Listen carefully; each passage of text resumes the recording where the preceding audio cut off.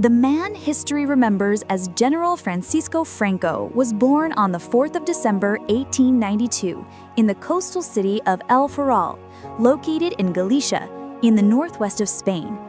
He was Francisco Franco Bahamonde, the son of Nicolas Franco, a man from a long line of naval officers stretching back 6 generations to the early 18th century. Nicolas served as an officer in the Spanish Naval Administrators Corps in the late 1800s, yet his relationship with his son would be fraught. Eccentric, indulgent, and somewhat decadent, Nicolas displayed traits his son quickly came to dislike.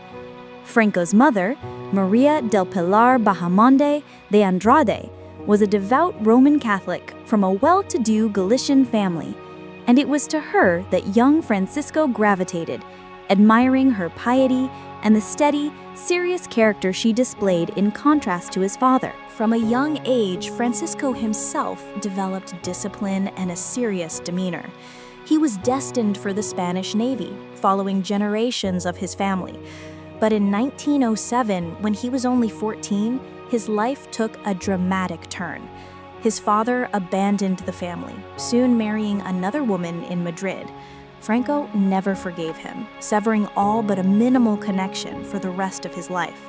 Coinciding with his father's departure, Francisco abandoned his naval ambitions and enrolled in the Spanish Infantry Academy in Toledo at just 14, influenced both by family turmoil and the weakened state of the Navy following the Spanish-American War of 1898.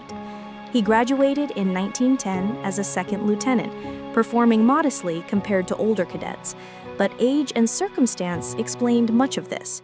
Spain, at that time, was a nation emerging from centuries of crisis.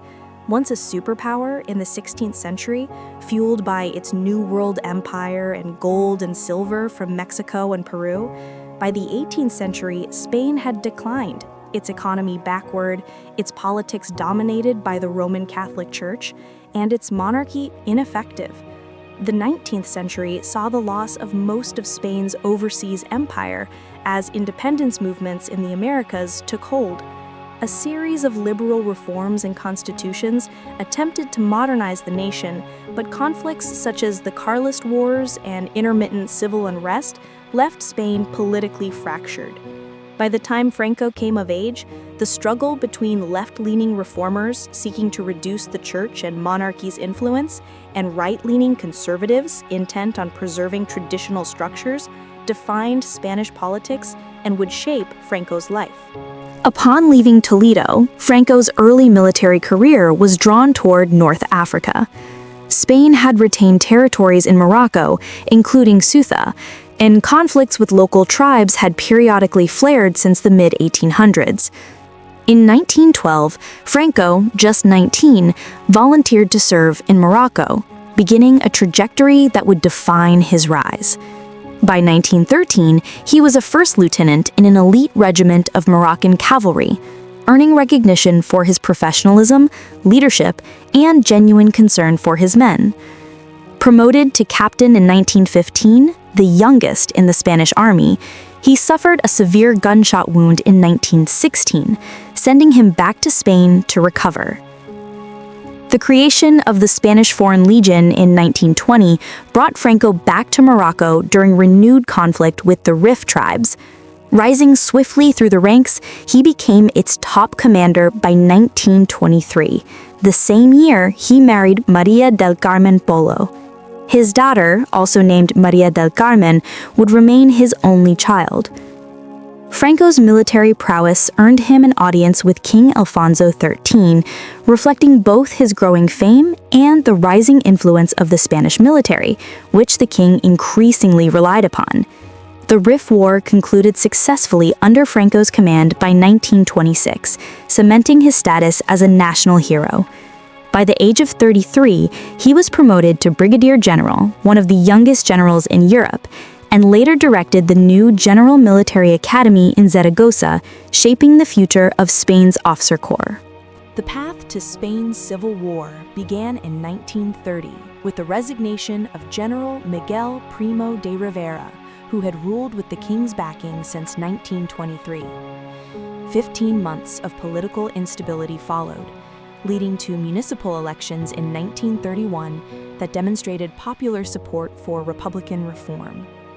King Alfonso XIII departed Spain, and the Second Spanish Republic was declared, ending the monarchy and ushering in a wave of political, economic, and social reforms.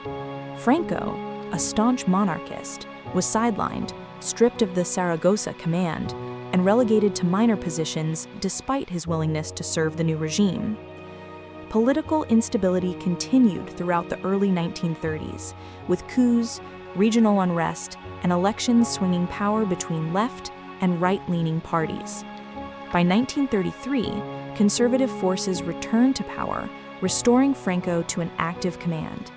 In 1934, he suppressed a miners' revolt in Asturias, solidifying his anti-leftist credentials, and in 1935 was appointed chief of the Spanish Army's General Staff.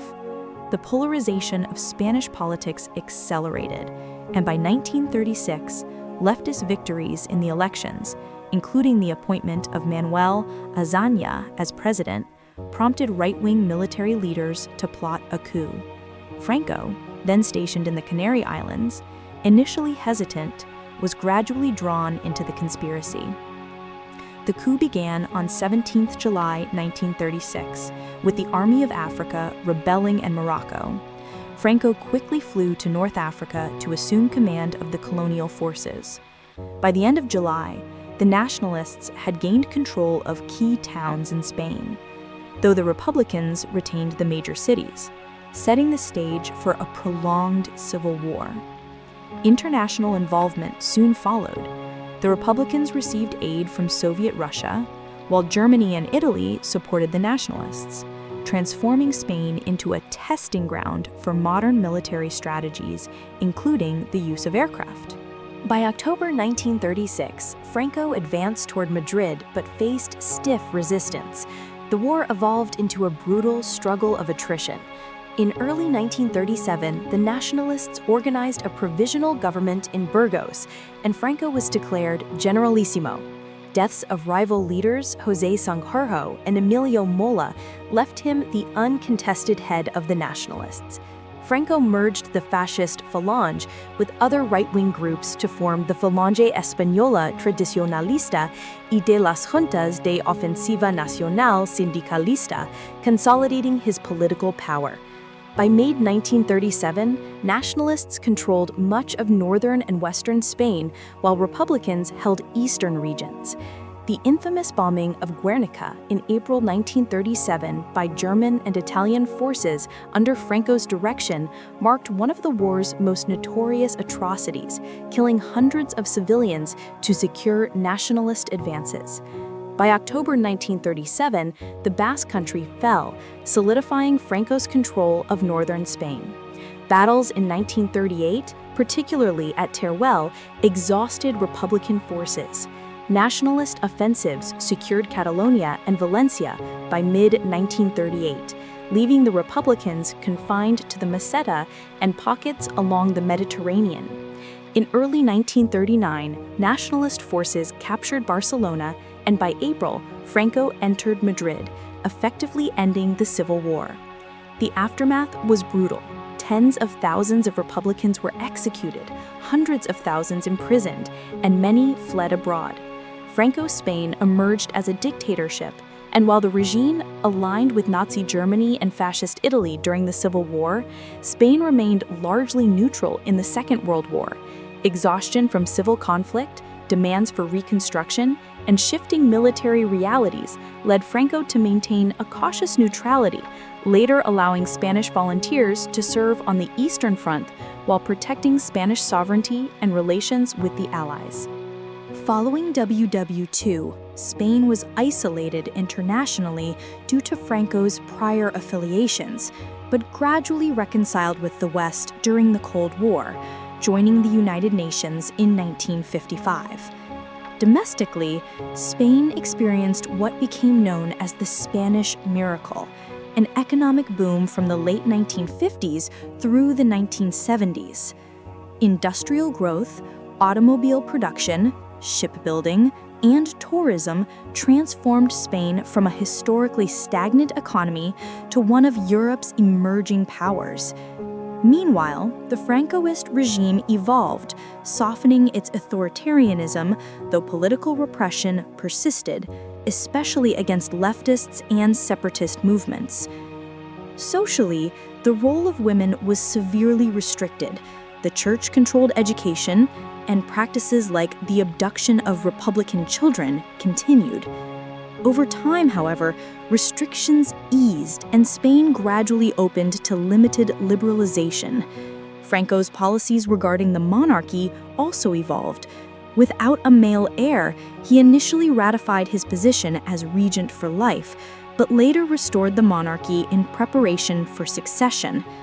Juan Carlos was named as his successor in 1969, and the transition to a more open system began.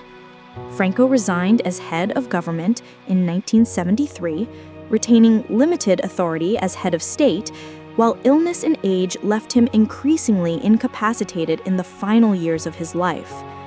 Franco died in November 1975, leaving a complex legacy. His dictatorship had brought stability, economic growth, and alignment with the West, yet it was built upon brutality, repression, and the suppression of political freedoms. Spain quickly transitions to democracy following his death, culminating in free elections in 1977, the ratification of a new constitution in 1978, and the ultimate failure of a military coup in 1981, solidifying the nation's shift away from authoritarianism. Francisco Franco remains one of Europe's most ambiguous dictators. He rose from the chaos of early 20th century Spain, shaped by conservative ideology, anti-communist fervor, and military ambition. Yet he was not a fascist in the strictest sense and adapted his policies over time to changing global realities. His life reflects both the darkest and most transformative periods of Spain's history. How should history judge him? By his early violence and atrocities, or by his later consolidation of stability and economic revival? You can share your thoughts in the comments, and thank you for watching. Thank you for staying with us until the very end.